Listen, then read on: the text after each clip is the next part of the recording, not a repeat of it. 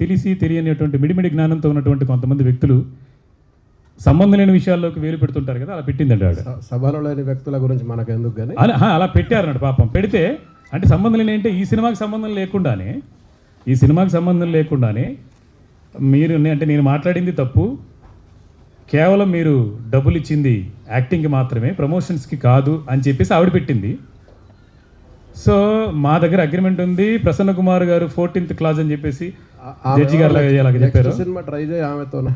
ఏది ఇప్పుడు నువ్వు చెప్తున్నా ఆమెతో నెక్స్ట్ సినిమా ట్రై చేయి అంటే అయిపోయింది కదా, ఎపిసోడ్ అయిపోయింది కాబట్టి నెక్స్ట్ సినిమా ఆమెతో ట్రై చేయి అంటే మళ్ళీ కాంట్రవర్సీకి వచ్చి నేను ప్రతి సినిమాకి ఇలాగ మీడియా ముందు కూర్చొని వాళ్ళతో గొడవ పడుతూ ఉండాల్సిన అవసరం లేదు, అంతే కదా.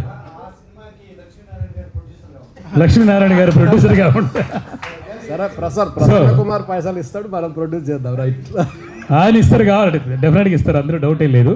కాకపోతే ఏంటంటే నా ఆవేదన ఏంటంటే ఆ ప్రమోషన్స్కి సపరేట్గా అది ఇది అని చెప్పేసి అంటే నేను మాట్లాడింది ఏంటంటే ప్రమోషన్స్కి కూడా డబ్బులు ఇవ్వటం రావడానికి పోవటానికి అని అంటే ఇక ప్రొడ్యూసరు బతకడు. ఏ సంబంధం లేకుండా అంటే వీళ్ళు యాక్ట్ చేశారు, జమిని సురేష్ గారు జస్ట్ కాల్ చేస్తే వచ్చేసారు. ఆయన నేను ప్రమోషన్కి వచ్చినందుకు నా కారు ఏమి ఇస్తారు, పెట్రోల్ ఏమి ఇస్తారు, లేదా భోజనం పెడతారని అడగలే, వచ్చారు. అలాగే విజయభాస్కర్ గారు వచ్చారు. సినిమాలో పనిచేసినటువంటి ప్రతి ఒక్కరు అంటే డిఓపి గారు ఇక్కడ కాదు బెంగళూరు, ఆయన ఖర్చు పెట్టుకొని ఆయన వచ్చి 4 రోజులు మన వెంట తిరుగుతున్నారంటే దేనికోసం? సినిమా మీద ప్రేమతోటే కదా.